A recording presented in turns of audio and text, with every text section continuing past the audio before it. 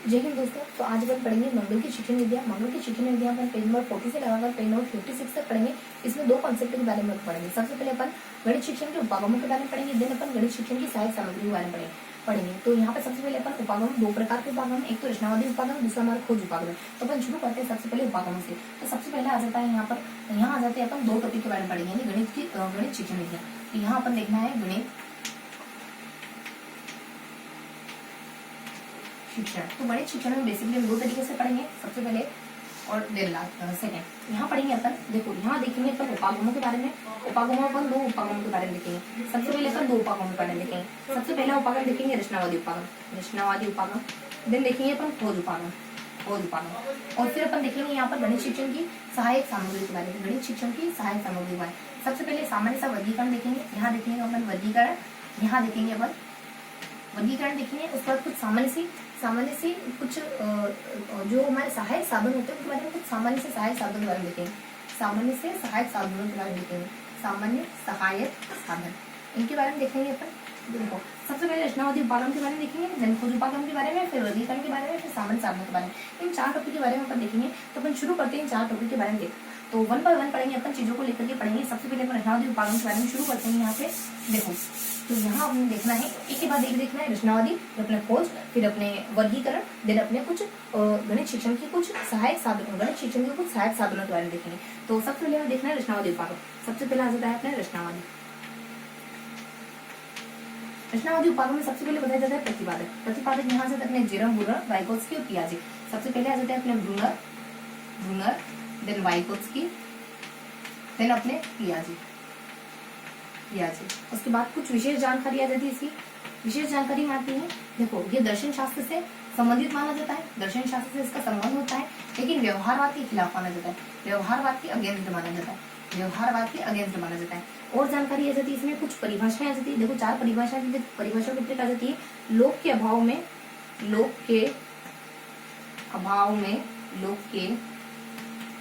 में बुल ने घर को प्रोटेक्ट करने के लिए रस्सी बुनना शुरू करा। बुल ने घर की प्रोटेक्शन के लिए रस्सी बुनना शुरू किया। देखो लोक आ जाता है, इन सब के द्वारा कुछ परिभाषा दी जाती है। लोक के द्वारा क्या कहा जाता है? लोक के द्वारा कहा जाता है यानी कि ज्ञान सहित व्यक्ति में ज्ञान डालना कोई ज्ञान नहीं कहलाता है। ज्ञान रहित में ज्ञान डालना ज्ञान नहीं कहलाता है। ज्ञान तो वो होता है जो बालक खुद निर्माण करता है। उसके बाद लोक के अभाव में बुल के द्वारा क्या कहा जाता है? यानी सक्रिय होकर के, यानी बच्चा कितना सक्रिय होकर ज्ञान प्राप्त कर रहा है, ये कहा जाता है बुल के द्वारा। उसके बाद नेक्स्ट बताया जाता है घर की प्रोटेक्शन के लिए रस्सी यानी नायलॉन। देखो नायलॉन के द्वारा क्या कहा जाता है? यानी कि अपने वर्तमान परिस्थितियों को उपयोग करते हुए नवीन ज्ञान का निर्माण कर लेना, यानी वर्तमान स्थितियों का लाभ उठाते हुए वर्तमान से जो नवीन परिस्थिति आपके सामने आएगी उनका लाभ उठा लेना, उनके बारे में ज्ञान प्राप्त कर लेना, उनके बारे में समझ प्राप्त कर लेना वर्तमान अनुभव से।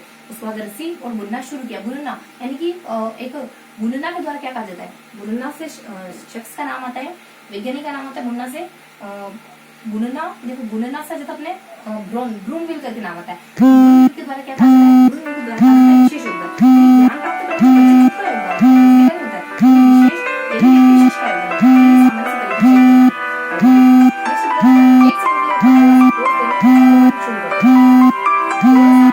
तो डिस्टर्बेंस ना ओके, साउंड ओके ना? हाँ चलो ठीक है, और पढ़ना शुरू करते हैं। तो ये विशेष के बारे में बता दिया जाता है आपने।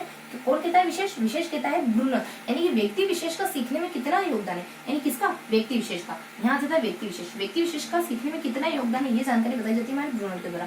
नेक्स्ट ये था हमारा रचनावादी उपागम। रचनावादी उपागम के बारे में क्या क्या देखा? तो बेसिक से जानकारी देखिए अपने रचनावादी उपागम। इसके प्रतिपादकों के बारे में देखा, प्रतिपादक अपने जेरोम, ब्रूनर जाते, वाइकोत्स्की जाते, पियाजे आ जाते। उसके बाद नेक्स्ट इसकी परिभाषाओं के बारे में देखा, और ये विशेष जानकारी देखी। व्यवहारवाद को तो साफ माना जाता है, लेकिन दर्शनवाद से इसका उद्भव माना जाता है, लेकिन व्यवहारवाद के प्रतिकूल माना जाता है, व्यवहारवाद के खिलाफ माना जाता है। कुछ परिभाषाएं आ जाती है। परिभाषाओं की कितनी चार परिभाषा बताई। लोक के द्वारा कहा जाता है कि जो ज्ञान रहित व्यक्ति है उसे ज्ञान सहित से ज्ञान रहित में ज्ञान दे देना ज्ञान नहीं कहलाता है। उसके बाद अगली और उपागम बताया जाता है, एक तो ये बताया गया, और उसके बाद यहाँ पर लोक के द्वारा बताया जाता है, फिर बेल के द्वारा क्या बताया जाता है कि सक्रिय रहकर सीखना, और उसके बाद अपने बेल आ जाता है। उसको नायलॉन के द्वारा क्या कहा जाता है? यही हमारे वर्तमान एक्सपीरियंस का इस्तेमाल करते हुए, वर्तमान ज्ञान का इस्तेमाल करते हुए नवीन परिस्थितियों में हमें नवीन परिस्थितियों को समझ लेना है, फिर नवीन परिस्थितियों की जानकारी हासिल कर लेना। उसका बुनना के द्वारा यानी व्यक्ति विशेष का खुद का कितना योगदान है। तो ये थी हमारी रचनावादी उपागम की सामान्य से जानकारी। उसके बाद अगला उपागम देखेंगे अपन खोज उपागम। अगला उपागम कौन सा देखेंगे अपन? खोज उपागम। तो सेकेंड उपागम देखेंगे अपन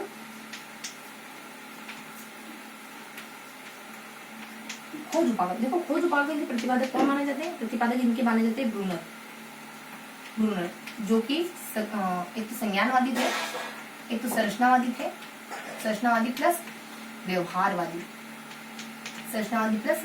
तो जिन्होंने दोनों संरचनावादी और व्यवहारवादी दोनों ही थे। इनके वक्तव्य क्या जाते हैं? इनके द्वारा क्या बातें कही जाती है? इनके द्वारा कही जाती है कि बच्चों को अगर अच्छा अवसर और बड़ों का साथ मिलना, बड़ों का साथ तो बच्चा कुछ भी सीख सकता है, बड़ों का साथ, ये दोनों बातें कही जाती है इनके द्वारा कही जाती है। जब तक आप किसी की सत्यता की जांच ना कर लो तब तक हमें कोई भी ज्ञान को ज्ञान नहीं मानना चाहिए, जब तक हम खुद सत्यता की जांच ना करें। उसके बाद इनके द्वारा प्रकार बताए जाते हैं। खोज उपागम के इन्होंने 2 प्रकार बताए। कितने? 2। सबसे पहले तो अपना खोजिए और दूसरा है अपना खोज उपागम और दूसरा है निर्देशित उपागम। खोज और निर्देशित। खोज उपागम को प्राथमिक भी कहा जाता है, प्राथमिक, इसको द्वितीयक भी कहा जाता है। इसमें बच्चा स्वयं सीखता है, इसमें बच्चा दूसरों की मदद से यानी बड़ों की मदद से सीखता है। और ये सारी जानकारी आती है इसके बारे में। और नेक्स्ट बताया जाता है इसके प्रकार के बाद, इन्हीं को ये कहते हैं, एक बुलशेफ नाम का व्यक्ति होता है, बुलशेफ। उसके द्वारा कहा जाता है कि गणित को सामाजिक अध्ययन के तरीके से सीखा जाना चाहिए, यानी गणित को सामाजिक अध्ययन के तरीके से सीखा जाना चाहिए। और एक और बात कहते हैं ये कि तरीका भी सही होना चाहिए। तरीका भी क्या होना चाहिए? तरीका भी सामाजिक होना चाहिए। यानी सिर्फ ये मायने नहीं रखता कि आपने ज्ञान अर्जित कर लिया, ये भी मायने रखता है कि किस वे से करा, किस रास्ते से करा। तो ये है अपना खोज उपागम। खोज उपागम का क्या क्या देखा? खोज उपागम बेसिक जानकारी देखी अपने। खोज उपागम के प्रतिबंधक संरचनावादी और व्यवहारवादी जेरोम ब्रूनो माने जाते हैं। इनके 2 वक्तव्य आ जाते हैं। कौन कौन से? अगर बच्चे को अवसर मिला, बच्चे को बड़ा का साथ मिला, तो बच्चा आसानी से ज्ञान को सीख लेगा। इसके प्रकार बताए जाते हैं। इसके बेसिकली 2 प्रकार बताए जाते हैं। सबसे पहला प्रकार खोज उपागम, दूसरा प्रकार अपने निर्देशित उपागम। खोज उपागम को अपन प्राथमिक कहते हैं, निर्देशित को अपन द्वितीय कहते हैं। ये सब जानकारी बता दी जाती है। और उसके बाद नेक्स्ट बता दी जाता है इसमें। और एक बुलशेफ नामक का व्यक्ति जाता है, उनके द्वारा कहा जाता है, बुलशेफ नामक व्यक्ति कहता है कि ज्ञान को अगर अपन गणित को अपन सामाजिक तरीके से सीखे ना, तो सामाजिक अध्ययन के तरीके से सीखे ना तो बहुत अच्छा होगा। और ज्ञान तो प्राप्त किया जाता है, लेकिन उसका रास्ता अगर सामाजिक अध्ययन का हो तो और भी ज्यादा अच्छा होगा। ठीक है, तो ये सारी जानकारी थी अपने खोज उपागम के बारे में। अगला अपन देखेंगे इन उपागमों के बारे में, दोनों के बारे में देख लिया। अब देखेंगे अपन शिक्षण सहायक सामग्री के बारे में। देखो शिक्षण सहायक सामग्री कौन कौन सी है, फटाफट से अपन शुरू करते हैं। देखो दूसरा फर्स्ट टॉपिक अपना क्लियर हो गया, रचनावादी और खोज उपागम का टॉपिक क्लियर हो गया। देन अपन अगला देखेंगे शिक्षण सहायक सामग्रियां। तो शिक्षण सहायक सामग्री में सबसे पहले वर्गीकरण देखना था हमें।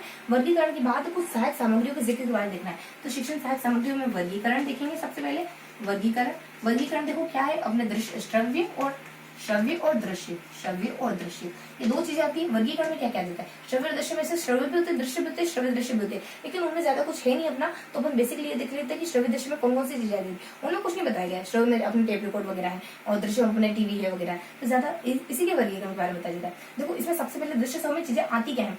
सबसे पहले अपन दृश्य श्रव्य में देख लेते हैं, दृश्य श्रव्य में क्या क्या चीजें आती है, और फिर अपन वर्गीकरण के बारे में देख लेते हैं कि इसका वर्गीकरण क्या किया जाता है। तो दृश्य श्रव्य के वर्गीकरण के बारे में देखेंगे अपन पूरा की पूरा। तो सामान्य से अगर देखें ना कि दृश्य श्रव्य में क्या क्या चीजें आती है, और फिर इसका वर्गीकरण देखेंगे। तो देखो इसमें क्या क्या आती है, इसकी ट्रिक आ जाती है कि साहित्यकार के, देखो यहाँ पर हम ऐसे ही लिख लेते हैं। देखो सबसे पहले आ जाता है गणित साहित्य ये आ जाता है। और उसके बाद अगली जानकारी एक तो गणित साहित्य दृश्य श्रव्य का चाहिए, और गणित साहित्य यहाँ पे अपने चित्र विस्तारक आ जाता है। और देन अपना जाता है गणित साहित्य आ जाता है, चित्र विस्तारक आ जाता है। और उसके बाद अपने फ्लेनिन बोर्ड आ जाता है, फ्लेनिन बोर्ड आ जाता है। और नेक्स्ट अपने आ जाता है कि यहाँ आ जाता है अपने जादू की लालटेन आ जाता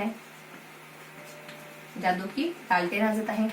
और यहाँ अपने गणित साहित्य आ जाता है, चित्र विस्तारक, फ्लेनिन बोर्ड, जादू की लालटेन, और खाके और चित्र आ जाता है, चित्र आ जाता है। ये सारी जानकारी आ जाती है। उसके बाद इसका दृश्य श्रव्य का वर्गीकरण भी किया गया। देखो इसका वर्गीकरण है ना, इसका वर्गीकरण अपन सेपरेटली देखेंगे।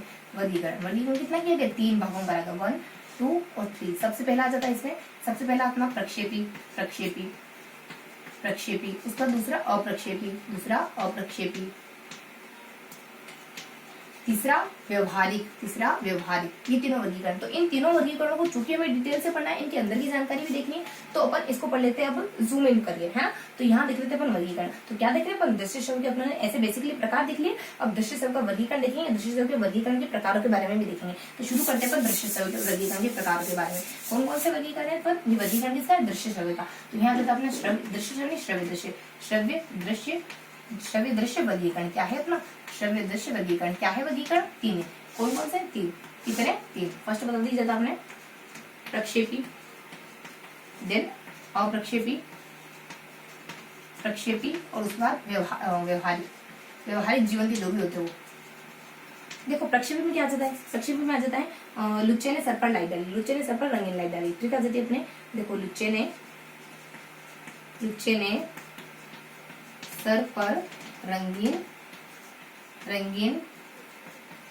लाइट, सर पर रंगीन लाइट डाली। देखो लू से क्या आ जाता है, लू से आ जाता है अपने लू, च से आ जाता है चलचित्र, च से आ जाता है चित्र विस्तारक। उसके बाद सर पर यानी ओवरहेड, और सर पर रंगीन से आ जाता है कि रंगीन से आ जाता है अपने रंगीन लाइट आ जाती है, रंगीन स्लाइडर आ जाता है, रंगीन स्लाइडर। उसके बाद लाइट से अपना स्लाइडर आ जाता है, उसके बाद पर से अपने पट्टी का आ जाती, फिल्म पट्टी का, पर से अपनी फिल्म पट्टी का यह आ जाता है। तो ये अपनी ट्रिक थी। तो इससे अपने लुच्चे से क्या आ जाता है, उसका सर से लुच्चे से अपने लूप आ जाता है, जैसे अपने चित्र विस्तारक, जैसे अपने चलचित्र आ जाता है, और सर से अपने ओवरहेड आ जाता है, रंगीन से रंगीन स्लाइड आ जाता है, और लाइट से अपना स्लाइडर आ जाता है, और पर से क्या आ जाता है, पर से फिल्म पट्टी का आ जाती है। तो ये सारी इन्फॉर्मेशन थी अपने प्रक्षेपी के बारे में। अपन अगला देखेंगे अप्रक्षेपी, फिर अपन देखेंगे व्यवहारिक। तो अपन देख लेते हैं अप्रक्षेपी में क्या क्या चीजें आ जाती है। सबसे पहले अपन अप्रक्षेपी में देखते हैं। देखो अप्रक्षेपी में क्या आती है, अप्रक्षेपी ट्रिक है, मॉडल शाम ने चार्ट में फ्लॉप की सूचना पढ़कर डाई होने का यानी मरने का डिसीजन ले लिया। यानी मॉडल शाम ने चार्ट में फ्लॉप की सूचना पढ़ डाई होने का निर्णय लिया, यह आ जाता है। देखो मॉडल से मतलब कि इसमें मॉडल आ जाता है, उसके बाद मॉडल, शाह से श्याम पट, अगला चार्ट यानी चार्ट आ जाता है, अगला आ जाता है फ्लोप यानी फ्लेनिंग बोर्ड है, फ्लेनिंग बोर्ड आ जाता है। उसका सूचना मतलब कि सूचना पट आ जाता है, अगला आ जाता है सूचना पट डाई होने का यानी डायरोस आ जाता है, डायरोस। तो ये सारी चीजें आ जाती है अप्रक्षेपी के अंतर्गत। उसके बाद हमें देखना है व्यवहार के बारे में। देखो उसमें क्या जाता है, मॉडल आ जाता है, शाम आ जाता है, चार्ट आ जाता है, फ्लोप आ जाता है, सूचना आ जाती है, देन डायरोसिस आ जाता है। तो ये थी हमारी ट्रिक, और ये थी हमारी ट्रिक से जुड़े हुए नाम। उसके बाद अगला जाता है अपने व्यवहारिक के बारे में क्या जाता है। देखो व्यवहारिक के बारे में क्या जाता है, व्यवहारिक के बारे में क्या इन्फॉर्मेशन आती है, देखो व्यवहारिक के बारे में सबसे पहले बताया जाता है अपने व्यवहारिक में एक ट्रिक आती है अपनी, यानी कि टीवी तुम्हें पास नहीं होने देगी, टीवी तुम्हें पास नहीं होने देगी, तो टीवी से थोड़ी दूरी बरत लो, नहीं होने देगी, ठीक है, और होने देगी। तो यहाँ ज्यादा टीवी मतलब कि क्लोज्ड सर्किट टीवी।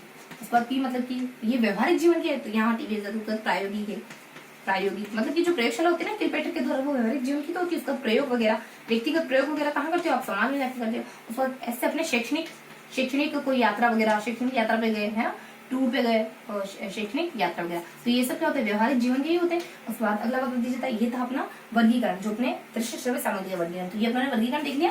वर्गीकरण के बाद हमें कुछ सामान्य से जो अपने सामने से जो शिक्षण के साधन होते हैं ना, जैसे मतलब बोर्ड वगैरह, मॉडल वगैरह, बुलेटिन बोर्ड वगैरह, और चित्र विस्तारक वगैरह, और लूप जादू के लालटेन वगैरह, और उसके बाद अपने एक टेप रिकॉर्डर वगैरह, टीवी वगैरह, इनके बारे में फटाफट से थोड़ी सी जानकारी देखेंगे। ज्यादा इंपॉर्टेंट है नहीं, इनमें से कुछ खास बातें हमें देखनी। देखो सबसे पहले क्या बताया जाता है अपने यहाँ जाता अपने सबसे पहले अपने बोर्ड के बारे में देख लेते हैं। सबसे फर्स्ट आ जाता है अपने बोर्ड।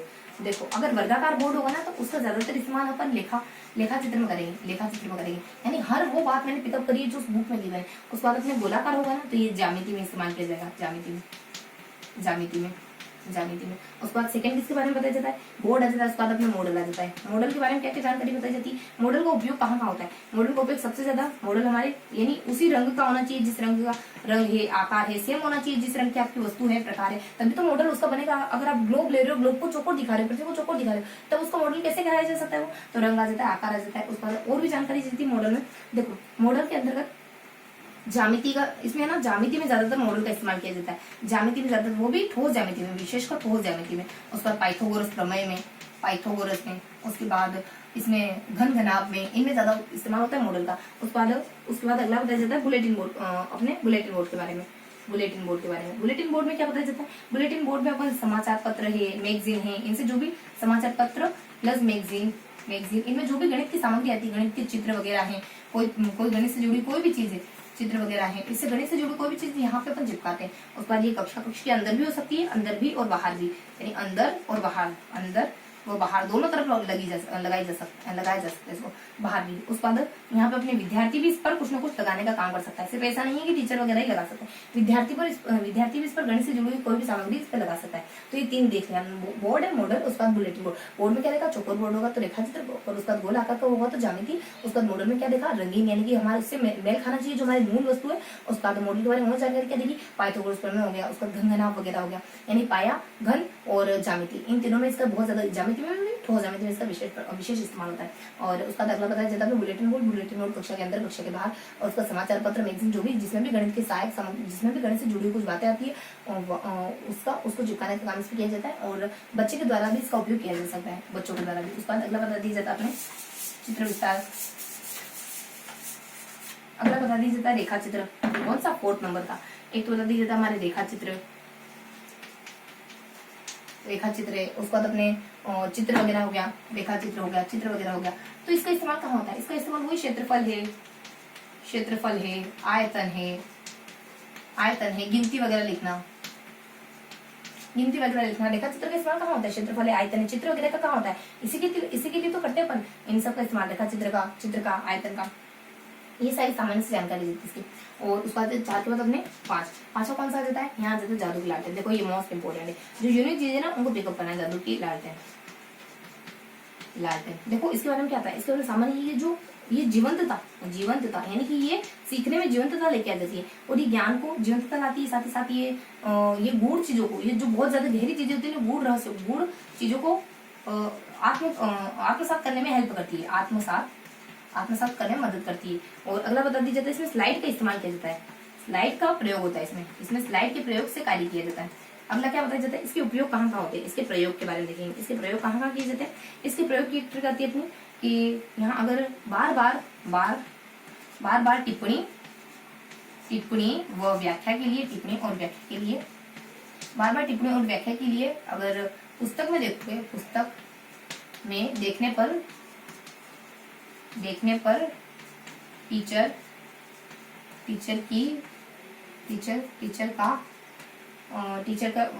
का व्यंग्य, टीचर पर व्यंग्य कसा जाता है, अगर वो देख के पढ़ा तो जाता है। देखो इसमें क्या जाता है, बार बार मतलब कि इसका यानी कि पुनरावृत्ति में इसका उपयोग किया जाता है। बार बार मतलब कि पुनरावृत्ति में इसका उपयोग किया जाता है, पुनरावृत्ति में इसका उपयोग किया जाता है। उसको टिप्पणी और व्याख्या, टिप्पणी यानी कि बीच बीच में टीचर को टिप्पणी, जब स्लाइडें चल रही होती है ना तो बच्चों, टीचर को बीच बीच में टिप्पणी करनी होती है बच्चों को, टीचर को। उसके बाद जब स्लाइड खत्म हो जाती है तो लास्ट में टीचर को व्याख्या करनी होती है पूरी स्लाइड की। उस बाद पुस्तकें यानी कि देखने, यानी देखो इससे बच्चों में देखने की प्रवृत्ति अच्छी विकसित होती है। और व्यंग्य से जाता है बच्चों में अभिव्यंजना यानी बच्चों में अपने आप से क्वेश्चन करने की, मतलब कि टीचर से क्वेश्चन करने की, साथ ही साथ पढ़ते वक्त अभिव्यंजना यानी बच्चों की माइंड शक्ति, यानी पावर शक्ति, सोचने की, समझने की, तर्कना, चिंतन, प्रत्यक्षीकरण, इन सब की चीजें, इन सब का विकास होता है। तो ये सारी बातें थी हमारी इससे जुड़ी हुई जादू की लालटेन से जुड़ी। जादू की लालटेन के बाद और रेखा चित्र के बाद अगला कौन सा आ जाता है, देखो क्या क्या देखा, जादू रेखा चित्र के बारे में देखा, क्षेत्रफल, आयतन, गिनती। जादू की लालटेन के बारे में क्या देखा, जादू की लालटेन के बारे में देखा, गूढ़ रहस्य को समझाने में, उसके बाद जीवंतता लाती है। उसके बाद अगला बता दिया जाता है अपने कि ये स्लाइड का उपयोग करती है। और जादू की लालटेन के बारे में और क्या बताया जाता है, इसका उपयोग कहाँ होता है, इसका उपयोग हमारे अगर बार बार यानी पुनरावृत्ति करने में होता है। उसके बाद टीचर इसकी व्याख्या करने में, टिप्पणी करने में इस्तेमाल करता है। और बच्चों में इसमें किसका विकास होता है, अवलोकन शक्ति का विकास होता है, अभिव्यंजना शक्ति का विकास होता है, ये थे। उसके बाद अपने अगला जाता है एक फिल्म स्क्रिप्ट के बारे में बताया जाता है। अगला किसके बारे में, देखो 5 देख लिए हम लोगों ने। उसके बाद अगला किसके बारे में, चित्र विस्तार, छठा आ जाता है चित्र विस्तारक, इसमें ज्यादा कुछ नहीं बताया जाता है। विस्तारक, चित्र विस्तारक के में बताया जाता है इसमें विदाउट स्लाइड, यानी विदाउट स्लाइड इसमें चित्रों को दिखाया जाता है। विदाउट स्लाइड इसमें चित्र दिखाई देते हैं। ये बेसिक से इन्फॉर्मेशन होती है। 7th में क्या बताया जाता है, यहाँ बताया जाता है अपने, यानी कि फिल्म स्क्रिप्ट, यहाँ बताया जाता है फिल्म खंड, ये भी थोड़ा इंपॉर्टेंट है। फिल्म खंड देखो ये भी इंपॉर्टेंट है थोड़ा। फिल्म खंड में क्या बताया जाता है, फिल्म खंड में एक ट्रिक आ जाती है, उसमें सारी बातें समाहित हो जाती है। यानी फिल्म खंड में बताया जाता है कि अगर बार बार रील को आगे पीछे करने का काम करोगे तो आपका सेलफोन खराब हो जाएगा, फिर आप वेस्टर्न मूवीज कैसे देखोगे। तो बार बार रील को आगे पीछे करोगे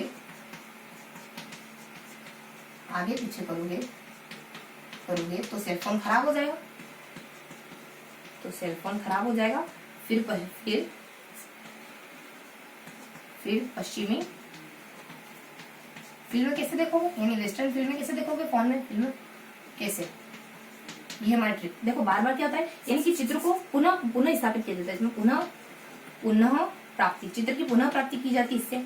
इसमें चित्र की पुनः प्राप्ति, जो भी अपन चित्र देख रहे हैं उनको वापस भी दोबारा भी प्राप्त किया जाता है। रील यानी चित्रों को जोड़ करके इसका रील का निर्माण होता है। इसमें रील का निर्माण हो जाता है इसमें, यानी चित्रों को जोड़ करके रील का निर्माण हो जाता है इसमें। उसके बाद आगे पीछे, यानी चित्रों को इसमें आगे पीछे भी किया जा सकता है, यानी कि मूव ऑन करा जा सकता है आगे पीछे, यानी चित्रों को मूव करने की छूट होती है इसमें, आगे पीछे किया जा सकता है, यानी बार बार रील और आगे पीछे चित्र हो सकते हैं। उसके बाद अगला यहाँ पे सेलफोन यानी ये सेल्यूलोज की बनी होती है। सेल्फोन होता है कि सेल्यूलोज की बनी होती है और यहाँ बताया जाता है आपने। फिर पश्चिमी देश में सबसे पहले इसका विकास कहाँ हुआ, पश्चिमी देश में इसका विकास हुआ था। उसके बाद अगला फिल्म यानी कि film strip project, film strip project ये एक यंत्र होता है। उस यंत्र के थ्रू फिल्म खंड का इस्तेमाल किया जाता है। तो देखो ट्रिक में सारी बातें आ गई। बार बार रील को अगर आगे पीछे करोगे तो सेलफोन खराब हो जाएगा। फिर आप पश्चिमी फिल्म में कैसे देखोगे, तो बार बार मतलब कि पुनरावृत्ति में इसका प्रयोग किया जाता है। तो क्या देखा आपने चित्र विस्तार के बारे में, फिल्म खंड के बारे में क्या देखा, बार बार इसका प्रयोग करोगे तो सेलफोन खराब हो जाएगा। देन आप पश्चिमी फिल्म कैसे देखोगे, बार बार मतलब कि चित्र को बार बार पुनः प्राप्ति करने में इसका उपयोग किया जाता है। और चित्र को अगर फिल्म को अगर यहाँ पर बार बार आगे पीछे करने में इसका उपयोग किया जाता है। रील यानी चित्र को जोड़कर रील बना दी जाती है।